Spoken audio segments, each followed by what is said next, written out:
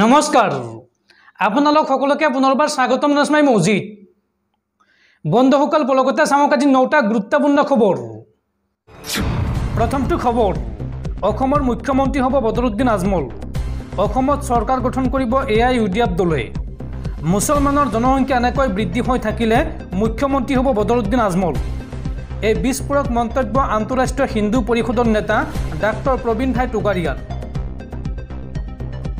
মুছলমানৰ জনসংখ্যা এনেকৈ বৃদ্ধি হৈ থাকিলে এদিন মুখ্যমন্ত্ৰী হ'ব বদৰুদ্দিন আজমল। অসমত বদৰুদ্দিন আজমলে গঠন কৰিব চৰকাৰ। দেশত শীঘ্ৰে বলবৎ কৰিব লাগে জনসংখ্যা নিয়ন্ত্ৰণ আইন। আৰু 50 লাখ বাংলাদেশীক বাংলাদেশলৈ প্ৰেৰণ কৰিব মুখ্যমন্ত্ৰী হিমন্ত বিশ্ব শৰ্মাই। বাংলাদেশৰ পৰা অহা হিন্দুসকলক সংস্থাপন দিব লাগে ভাৰতৰ ভিন্ন ৰাজ্যত। দিনক দিনে দেশত বৃদ্ধি হৈ আছে বাংলাদেশীৰ সংখ্যা।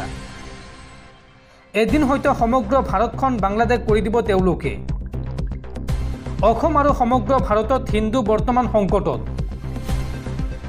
বিশ্ব হিন্দু পৰিষদৰ নেতা ডাক্তৰ প্ৰবীণ ভাই টোগাৰিয়াৰ এই বিস্ফোৰক মন্তব্য।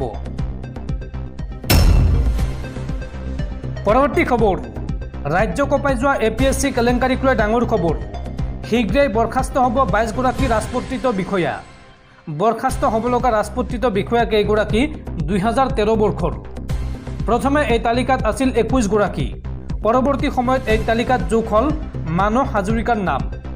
আৰু এই 22 গৰাকী বিষয়াৰ বিৰুদ্ধে ন্যায়ালয়ত SITয়ে দাখিল কৰিব সম্পূৰ্ণ অভিযোগনামা। পৰৱৰ্তী খবৰ, ৰাজ্যত হোৱা অত্যাৱশ্যকীয় সামগ্ৰীৰ দাম বৃদ্ধি আৰু লোড শ্বেডিঙক লৈ সৰব হৈ পৰিছে এইবাৰ ভূপেন বৰা। এই সন্দৰ্ভত মুখ্যমন্ত্ৰীক খুৰদাৰ সমালোচনা APCCৰ সভাপতি ভূপেন বৰাৰ। ভূপেন বৰাই এই সন্দৰ্ভত মন্তব্য কৰি কয় যে মুখ্যমন্ত্ৰীৰ অত্যাধিক নিৰ্বাচনী ব্যয়ৰ প্ৰভাৱ পৰিছে ৰাজ্যৰ বজাৰত। মুখ্যমন্ত্ৰীৰ অত্যাধিক নিৰ্বাচনী ব্যয়ৰ প্ৰভাৱ পৰিছে বজাৰত। নিৰ্বাচনত মুখ্যমন্ত্ৰীয়ে বহু ধন ব্যয় কৰাৰ বাবেই ৰাজ্যত মূল্য বৃদ্ধি হৈছে। এতিয়া ৰাজ্যত নিৰ্বাচন শেষ হৈ গ'ল, সেয়েহে প্ৰায়ে নাথাকে বিদ্যুৎ।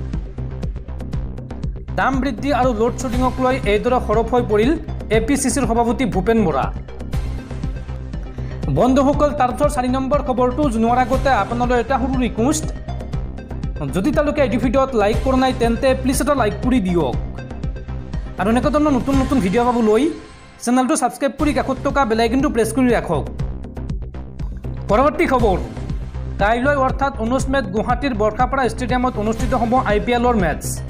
আৰু তাৰ পূৰ্বে গুৱাহাটী আহি পালে কলকাতা নাইট ৰাইডাৰ্ছৰ দল। বৰঝাৰ বিমানবন্দৰত KKRক উষ্ম আদৰণি। গুৱাহাটী আহি পালে কলকাতা নাইট ৰাইডাৰ্ছৰ দল। বৰঝাৰ বিমানবন্দৰত KKRক উষ্ম আদৰণি। 19 মে' অৰ্থাৎ কাইলৈ বৰ্ষাপাৰাত KKR বনাম RRৰ খেল আছে। আৰু এই খেল চাবলৈ আহিব পাৰে বলিউডৰ বাচ্চা শ্বাহৰুখ খান। আৰু ইতিমধ্যে ৰাজস্থান ৰয়েলছৰ স্বত্বাধিকাৰীৰ সৈতে বাৰ্তালাপত মিলিত হৈছে কিং খান। বৰঝাৰ বিমানবন্দৰৰ পৰা পোনে পোনে হোটেল তাজ বিমানতলৈ যায় KKR বাহিনী। পৰৱৰ্তী খবৰ, অহা 4 জুলাই তাৰিখে দেশৰ প্ৰতিগৰাকী দৰিদ্ৰ মহিলাৰ বেংক একাউণ্টত সোমাব 8,500 টকাকৈ। আৰু ইয়াৰ পাছত অৰ্থাৎ প্ৰতি মাহৰ 1 তাৰিখে বেংক একাউণ্টত এই 8,500 টকাকৈ সোমাই থাকিব। এইবাৰ দেশত কংগ্ৰেছৰ চৰকাৰ হ'লে এই সুবিধা লাভ কৰিব দেশৰ কোটি কোটি মহিলাই। আমেথিত নিৰ্বাচনী প্ৰচাৰ চলাই এই ঘোষণা কংগ্ৰেছ নেতা ৰাহুল গান্ধীৰ। পৰৱৰ্তী খবৰ, সাৱধান ৰাজ্যবাসী, প্ৰচণ্ড গৰমে দহিছে ৰাজ্য। আৰু তাৰ মাজতে বতৰ বিজ্ঞান কেন্দ্ৰৰ আগজাননী, অহা 48 ঘণ্টাত উৎকট গৰমে দহিব নামনি অসম তথা বৰাক উপত্যকা।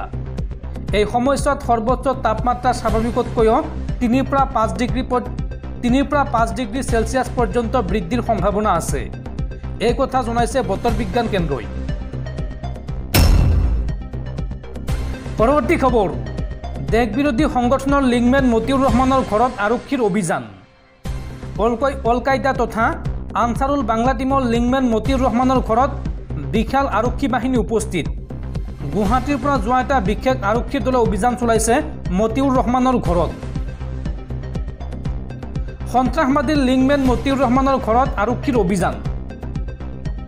সন্ত্ৰাসবাদীৰ লিংমেন মতিউৰ ৰহমানৰ ঘৰত এই মুহূৰ্তত অভিযান চলাইছে আৰক্ষীৰ এটা বৃহৎ দলে।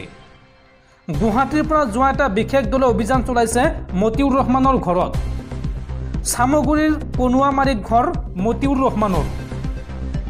উল্লেখযোগ্য যে আনচাৰুল বাংলাৰ সদস্য বাহাৰ মিয়াৰ লগত কাম কৰিছিল মতিউৰে। লগতে অল কায়দা আৰু জেহাদী সদস্যক যোগান ধৰিছিল ভাৰতৰ নথি পত্ৰ। সন্ত্ৰাসবাদীক আধাৰ কাৰ্ড চিম কাৰ্ড যোগান ধৰাৰ অভিযোগ মতিউৰ ৰহমানৰ বিৰুদ্ধে। পৰৱৰ্তী খবৰ, হিমন্ত বিশ্ব শৰ্মাৰ শাসনকালত ৰাজ্যত চলিছে কমিশ্যন ৰাজ। এইবাৰ সমাজ কল্যাণ সঞ্চালকৰ কমিশ্যনৰ অংকত ৰাজ্যত বন্ধ শিশু খাদ্যৰ যোগান। ৰাজ্যৰ সমাজ কল্যাণ বিভাগে কোড অফ কণ্ডাক্টৰ নামত বন্ধ ৰাখিছে শিশু খাদ্যৰ যোগান। লোকসভা নিৰ্বাচনৰ দোহাই দি যোৱা এপ্ৰিল মাহৰ পৰাই শিশু খাদ্যৰ যোগান বন্ধ ৰখাত ৰাজ্যজুৰি সৃষ্টি হৈছে তীব্ৰ প্ৰতিক্ৰিয়াৰ। কোনো পৰিস্থিতিতে শিশু খাদ্যৰ যোগান বন্ধ ৰাখিব নোৱাৰিব বুলি উচ্চতম ন্যায়ালয়ৰ নিৰ্দেশনা থকাৰ পিছতো বিষয়টো তিলমানক গুৰুত্ব প্ৰদান নকৰাৰ অভিযোগ উত্থাপন হৈছে বিভাগটোৰ সঞ্চালক ৰাহুল দাসৰ বিৰুদ্ধে। অভিযোগ অনুসৰি সমাজ কল্যাণ বিভাগৰ সঞ্চালক ৰাহুল দাসে নিজ পচন্দৰ 2 ঠিকাদাৰী প্ৰতিষ্ঠানক খাদ্য যোগানৰ ঠিকা দিব নোৱাৰাৰ বাবেই বন্ধ ৰাখিছে সমগ্ৰ প্ৰক্ৰিয়াটো। বিশেষ সূত্ৰৰ পৰা পোৱা খবৰ অনুসৰি প্ৰকৃততে RB এণ্টাৰপ্ৰাইজ আৰু শ্ৰী মানসা ইণ্ডাষ্ট্ৰিজ নামৰ 2 বহিৰাগত প্ৰতিষ্ঠানক ৰাজ্যত খাদ্য যোগানৰ ঠিকা দিয়াৰ মন সঞ্চালক ৰাহুল দাসৰ। কিন্তু জানিব পৰা মতে ৰাজু ফুলভোগৰ মালিকী স্বত্বৰ RB এণ্টাৰপ্ৰাইজ আৰু নুপুৰ চাহাৰ অংশীদাৰী প্ৰতিষ্ঠান মানসা ইণ্ডাষ্ট্ৰিজৰ নাই BIS চাৰ্টিফিকেট। সেয়েহে এই 2 বহিৰাগত প্ৰতিষ্ঠানৰ চাৰ্টিফিকেট ওলোৱালৈ বাট চাই ৰৈ আছে ৰাহুল দাসে।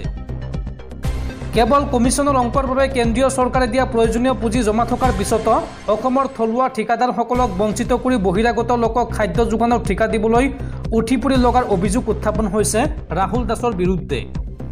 আৰু এই বিষয়টোত এতিয়া ৰাজ্য চৰকাৰ বা বিভাগীয় মন্ত্ৰীয়ে কেনেদৰে ব্যৱস্থা গ্ৰহণ কৰে সেয়া সময়ত লক্ষণীয় হ'ব। পৰৱৰ্তী খবৰ, এইবাৰ অসমত থকা খ্ৰীষ্টান ধৰ্মাৱলম্বী লোকৰ সংখ্যা বিচাৰিছে অসম আৰক্ষীৰ মুখ্য কাৰ্যালয়ে। আৰু এই সন্দৰ্ভত ৰাজ্যৰ প্ৰতিখন জিলাৰ আৰক্ষী অধীক্ষকলৈ DGP GP সিঙৰ জৰুৰী নিৰ্দেশনা। অসমত থকা খ্ৰীষ্টান ধৰ্মাৱলম্বী লোকৰ সংখ্যা বিচাৰিছে অসম আৰক্ষীয়ে। ৰাজ্যৰ প্ৰতিখন জিলাৰ আৰক্ষী অধীক্ষকলৈ এই সন্দৰ্ভত GP সিঙৰ জৰুৰী নিৰ্দেশ। আসাম কেথলিক এডুকেশ্যনেল ট্ৰাষ্টৰ বৃহৎ অভিযোগ DGP GP সিঙক। খ্ৰীষ্টান প্ৰতিষ্ঠানৰ প্ৰতি ভাবুকি অহাৰ অভিযোগত DGPলৈ পত্ৰ লিখিছে এই সংগঠনটোৱে। আৰু তাৰ পিছতে ৰাজ্যৰ কোন জিলাত কিমান খ্ৰীষ্টান লোক আছে তাৰ তথ্য প্ৰেৰণৰ নিৰ্দেশ দিছে DGP GP সিঙে। অসম আৰক্ষীৰ মুখ্য কাৰ্যালয়লৈ শীঘ্ৰে এই তথ্য প্ৰেৰণৰ নিৰ্দেশ দিয়া হৈছে। ইউনাইটেড খ্ৰীষ্টান ফৰামে বিচাৰিছে নিৰাপত্তা অসম আৰক্ষীৰ পৰা। উল্লেখযোগ্য যে কাৰ্বি আংলঙৰ এখন শিক্ষা প্ৰতিষ্ঠানত দুৰ্বৃত্তই আক্ৰমণ চলোৱাৰ অভিযোগ উত্থাপন হৈছে। আৰু তাৰ পিছতে শংকিত হৈ পৰিছে আসাম কেথলিক এডুকেশ্যনেল ট্ৰাষ্ট। উল্লেখযোগ্য যে ইয়াৰ পূৰ্বেও ৰাজ্যৰ গীৰ্জাঘৰৰ সংখ্যা বিচাৰিছিল অসম আৰক্ষীয়ে।